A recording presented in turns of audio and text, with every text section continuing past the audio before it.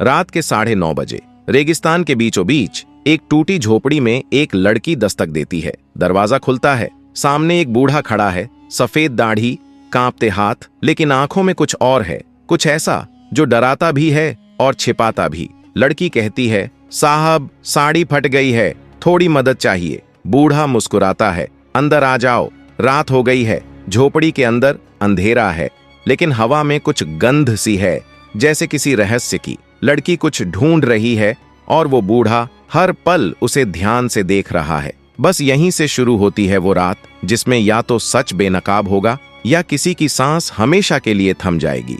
उस रात किसी को नहीं पता था कि वो लड़की कौन थी, न उसका नाम न उसकी मंजिल। बस इतना पता था कि उस झोपड़ी में पहुंचकर कुछ ऐसा होने वाला था जो पूरे कस्बे को हिला देगा। वो लड़की थी रेखा, एक निहायत खूबसूरत, जवान और शांत स्वभाव की लड़की।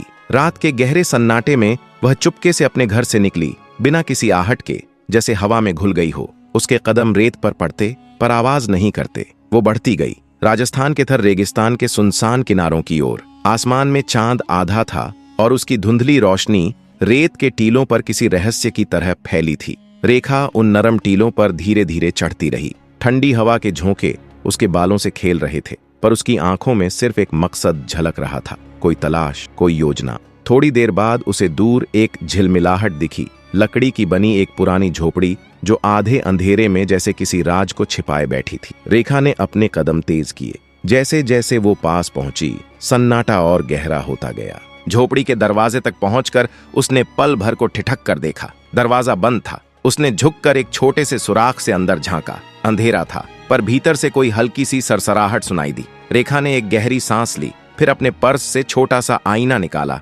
अपने बाल संवारे, साड़ी ठीक की, जैसे किसी खास मुलाकात की तैयारी कर रही हो। फिर उसने धीरे से हाथ उठाया और दरवाजे पर दस्तक दी। टक टक। रेगिस्तान के सन्नाटे में वो आवाज दूर तक गूंज गई, जैसे रेत के नीचे दबे किसी रहस्य को जगा रही हो। वह दरवाजा खटखटाती रही और आईने में खुद को निहारती रही। अचानक दरवाजा चरमराया और 85 साल का बूढ़ा मोतीलाल बाहर निकला। उसकी नजर जैसे रेखा पर ठहर गई। रेखा मुस्कुराकर बोली, मैं अपने खानदान के साथ घूमने आई थी, मगर वो मुझे भूल गए। क्या आज की रात आपकी झोपड़ी में ठहर सकती हूँ? मोतीलाल कुछ पल चुप रहा, फिर उसकी आंखों में अजीब चमक उभरी।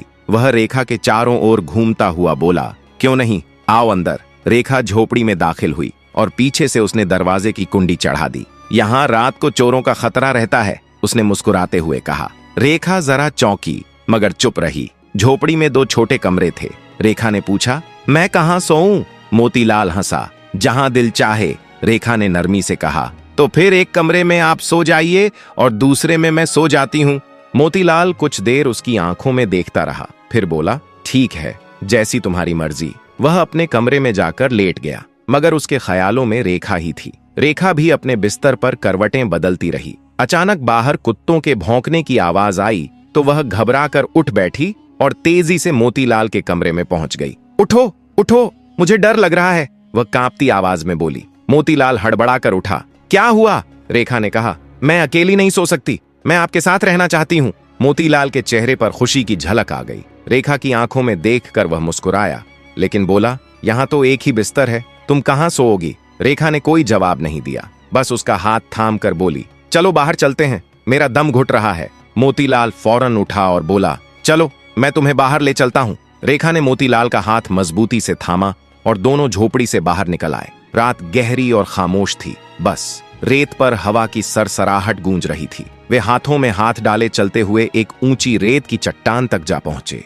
जहां नीचे गहरी खाई थी। रेखा चट्टान के किनारे पर रुकी, मुस्कुराई और बोली, देखो मैं आपको खूबसूरत लग रही हूँ ना, बताइए कैसी लग रही हूँ? मोतीलाल उसकी खूबसूरती में खो गया और धीरे से बोला, बहुत प्यारी, बहुत हसीन। फिर वो जोश में आगे बढ़ा, रेखा को बाहों में उठाया और कहा, चलो अंदर चलें, तुम बहुत खूबसूरत हो, बिल्कुल अप्सरा जैसी। रेखा चुपचाप मुस्कुराती रही, मगर जब वे झोपड़ी के पास पहुंचे तो मोतीलाल अचानक रुक गया। उसने रेखा को नीचे उतारा, कुछ शक भरी नजरों से देखा और बोला, पहले ये बताओ तुम हो कौन? इतने अचानक यहाँ कैसे आ गई? रेखा ने नरमी से कहा, मैंने तो बताया था, मेरे घर वाले मुझे भूल कर चले गए, आप क्यों शक कर रहे हैं? मोतीलाल कुछ देर तक उसे देखता रहा, फिर बोला, ठीक है, चलो अंदर, रात बहुत हो गई। रेखा मुस्कुराकर बोली, इतनी जल्दी क्यों? पहले रेगिस्तान में थोड़ा घूम लेते हैं। मोतीलाल हंसते हुए बोला, चलो जैसा तुम चाहो। दोनों हाथों में हाथ डाले रेगिस्तान की ढलान से नीचे उतरने लगे। रात का आखिरी पहर था। आसमान स्याह अंधेरे में डूबा हुआ था। चलते चलते मोतीलाल की नजर अचानक किनारे पर मौजूद एक अंधेरी गाड़ पर पड़ी। उसकी आंखों में चमक आ गई और वो जोश से बोला, आओ रेखा, उस गाड़ के अंदर चलते हैं। रेखा जरा हिचकिचाई और बोली, वहां बहुत अंधेरा होगा। मोतीलाल हंसकर बोला, आओ ना, मैं हूं तुम्हारे साथ। दोनों धीरे धीरे रेगिस्तान के किनारे उस गहरी गाड़ के पास जा पहुंचे। मोतीलाल ने मुस्कुराकर कहा, तुम आगे चलो। रेखा ने इधर उधर देखा और फिर गाड़ में कदम रख दिया। मोतीलाल उसके पीछे चल पड़ा। गाड़ लंबी और तंग थी। दीवारों से ठंडक और सीलन महसूस हो रही थी। रेखा एहतियात से आगे बढ़ रही थी और मोतीलाल बिल्कुल उसके पीछे था। थोड़ी दूर जाकर मोतीलाल एक जगह रुक गया जहां एक बड़ा पत्थर पड़ा था। उसने कहा, तुम थक गई होगी, इस पर बैठकर थोड़ा आराम कर लो। रेखा मुस्कुराई और बोली, हाँ, सच में बहुत थक गई हूं। वह पत्थर पर बैठ गई, फिर धीरे से लेट गई। चारों ओर सन्नाटा था। सिर्फ हवा की हल्की सरसराहट गूंज रही थी। मोतीलाल धीरे धीरे उसके करीब आने लगा। रेखा ने उसकी नीयत भांप ली और अचानक उठकर बोली, चलो वापस चलते हैं, ये जगह ठीक नहीं लग रही।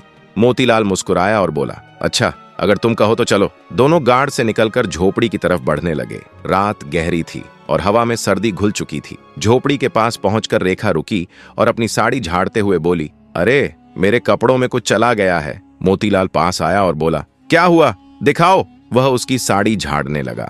रेखा हल्के से मुस्कुराई और बोली, आप यहीं रहें, मैं अंदर जाकर ठीक कर लेती हूँ। मोतीलाल उसे देखता रह गया, जबकि वह धीरे धीरे झोपड़ी के अंदर चली गई और दरवाजे की कुंडी लगा ली। अंदर पहुंचकर उसने चारों तरफ नजर दौड़ाई, जैसे कुछ ढूंढ रही हो। कुछ पल बाद वह मुस्कुराती हुई बाहर आई और मोतीलाल के सामने खड़ी हो गई। मोतीलाल बोला, हाँ, क्या निकला? रेखा ने मुस्कुराकर कहा, कुछ नहीं, यह साड़ी तंग कर रही थी। अगर आपके पास कोई दूसरी साड़ी या सूट हो तो दे दीजिए, मैं पहन लूं।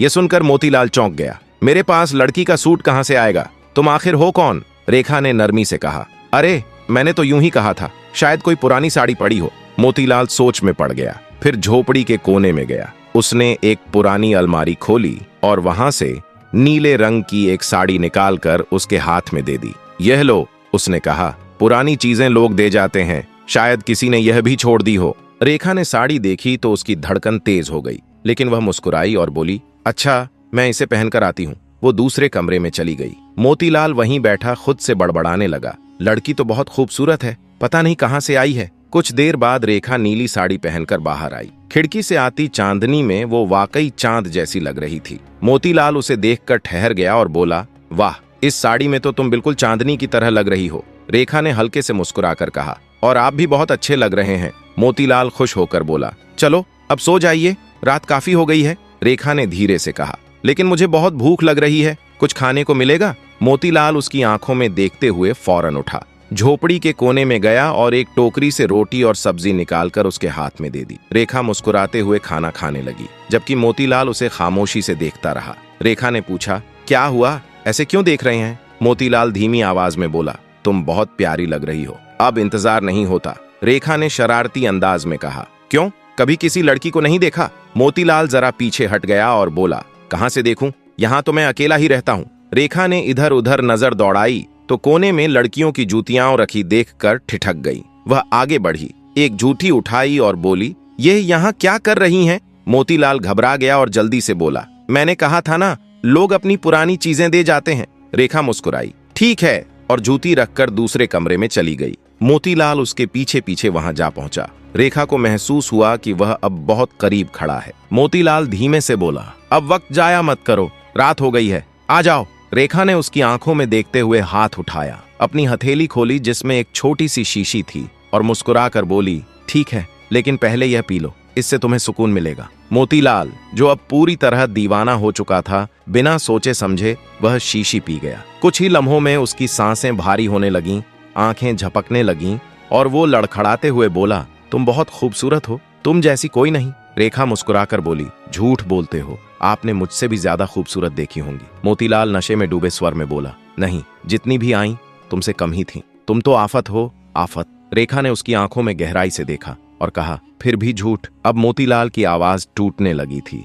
उसके कदम लड़खड़ाने लगे थे। तभी रेखा दीवार की तरफ गई और वहां से वह चीज उठाई जो उसने कुछ देर पहले अपने पर्स से निकाल कर रखी थी। वह एक खुफिया कैमरा था जिसमें उस शख्स के सारे कबूलनामे रिकॉर्ड हो चुके थे। रेखा ने अचानक उसके चेहरे पर जोरदार थप्पड़ मारा और बुलंद आवाज में बोली, मैं राजस्थान पुलिस की एक अफसर हूँ। यह पूरी कार्रवाई मेरी निगरानी में हुई है। रेखा ने सख्त आवाज में कहा, हमें शिकायतें मिल रही थीं कि तुम मासूम लड़कियों के साथ घिनौना खेल खेलते हो, इसलिए मैंने यह सारा मंसूबा बनाया ताकि तुम अपने गुनाह अपनी जुबान से कबूल करो और कोई इनकार ना कर सको। यह सुनकर मोतीलाल के भेष में छुपा वह दरिंदा सन्न रह गया। तभी बाहर से पुलिस कमांडोज झोपड़ी में घुस आए। कुछ ही पलों में उसे जमीन से घसीटते हुए बाहर ले गए और जीप में डाल दिया। उसकी आंखों से अब वह शिकारीपन गायब था, सिर्फ डर और पछतावा बचा था। कुछ दिनों बाद उसे अदालत में पेश किया गया। वीडियो और बाकी सबूतों के सामने उसके सारे झूठ बिखर गए।